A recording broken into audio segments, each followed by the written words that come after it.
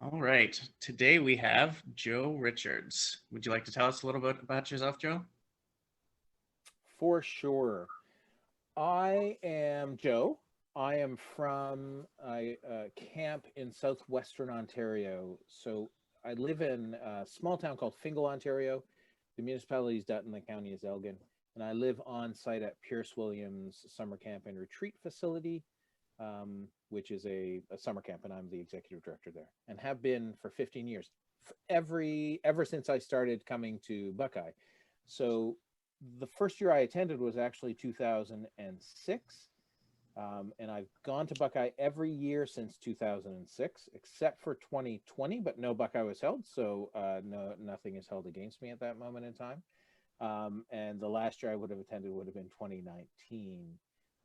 And I did sit on the planning committee for much of that time, probably not, three terms, so 9 years of that stay. The funny thing about how I came to Buckeye is through another alumni. So many years ago in 1994, I met Jim Kane, and Jim Kane told me about Buckeye in '94. He was one of the biggest proponents of me learning about Buckeye because over the years I would see Jim again. And I had attended in 1994 the Great Lakes Rec Lab in Michigan. And so that being put in, and Jim knowing that because 4-H Ontario sent all of their, sent the people in my position in '94 to the Great Lakes Rec Lab. And so what happened is in camping, I was never in a spot where I could fully choose the conferences I was going to until I was in charge. And so in 2005, when I started here at Pierce Williams, I just, I started in June of 2005, and in 2006, when things came around, I was like, I'm going to go to Buckeye. And that is how I ended up at Buckeye for a number of years. And that is how I found Buckeye. Um, Favorite song to sing at Song Circle is probably Swing Low. Um, and there are many songs. Song Circle is a whole experience that is hard to pin to one thing, but it is great. And it's the same as it's that the one word that would describe Buckeye to me, and the one word I use when I describe Buckeye to others is community.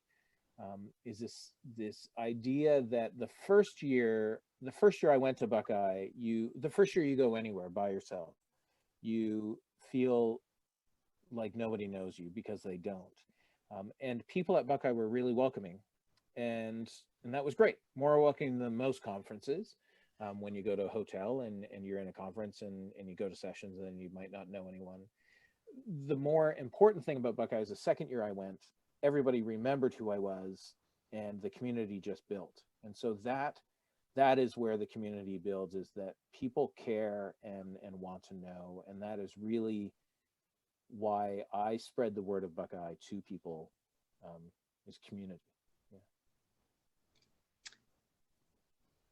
So from there, what do you think your favorite memory, session, or activity from BLW is? So one of my favorite sessions was the second year I went to Buckeye. I realized I didn't need to take things that were directly related to my job. And so I wasn't on the committee at the time. So this would be 2007, I believe.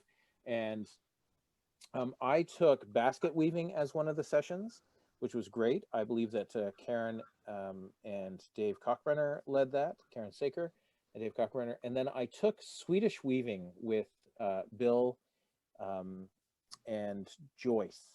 And the best thing, so Swedish weaving, it's a small session, maybe 7 people.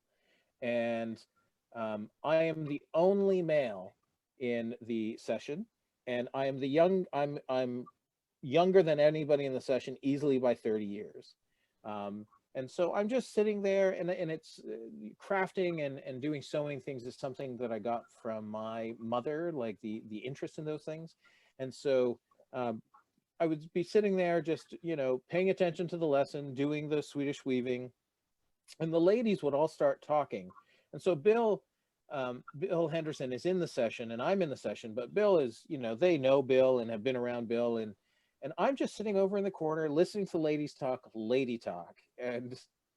But it would happen almost daily. They would get so far into a conversation about something that you might not want to share with just anybody, and they'd realize there was a young male in the room, a younger male in the room, and they'd be like, oh, well, this must be interesting for you to listen to. And it was one of those, I was just like, yeah, it is what it is. And that was really, that session, and that year especially, because I chose two sessions that were so not sort of professional growth. They were more personal growth or personal interest. And when I bring staff to Buckeye, which I have for many years, they often worry. They're like, well, what session do you need me to take? And I said, I need you to take a session you're going to find interesting and that you can bring back and help people at camp.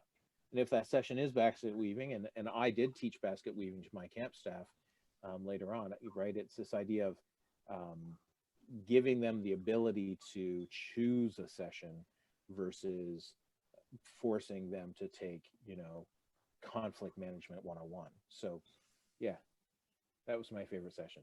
Swedish weaving. Do you have any advice for people who might be on the fence about attending Buckeye in the future? My advice is just attend. There are any number of reasons that somebody might not, might put in place, obstacles they put in place for themselves. It's too long. It's community living versus, me staying in a hotel room. It is whatever their excuse is, fill it in there. The reality is, if you're on the fence about attending Buckeye, what you need to realize is that the majority of your learning is not going to happen in the 2 sessions you attend every day. The model of attending the same session for a day for 4 days in a row is different than most any other conference that I've been to in my career. But the majority of learning that happens at Buckeye doesn't happen in my morning session or my afternoon session. The majority of learning happens in conversations with people across the dinner table, or at an evening program, learning a variety of things about people, and talking with other camp directors who are there for me as a camp director, and going over challenges and giving advice when they ask questions. So my advice to someone who's sitting on the fence is that it will be a life-changing experience. And short-term pain if you don't like sleeping too close to other people, which in a pandemic might be difficult, but short-term pain for long-term gain, because you're going to build a community and friendship that you're never going to get anywhere else. All right. Do you have any closing comments? Oh, you know me, I don't talk much, but I guess my closing comments would be that Buckeye is one of those anomalies. There are people who wait years and years to come to Buckeye, and there are people who have been coming to Buckeye for decades. And the reality is, especially if you're a solo practitioner of your job, so if you're running a small summer camp, or if you find you share an office of one with yourself, and what you need to do is build community and people you can talk to and people you can reach out to if you need help. And that's really what I would say. Buckeye will give you that community and give you people you can bounce ideas off of, and potentially make lifelong friendships. So those are my closing comments. Buckeye's good. All right. Thank you.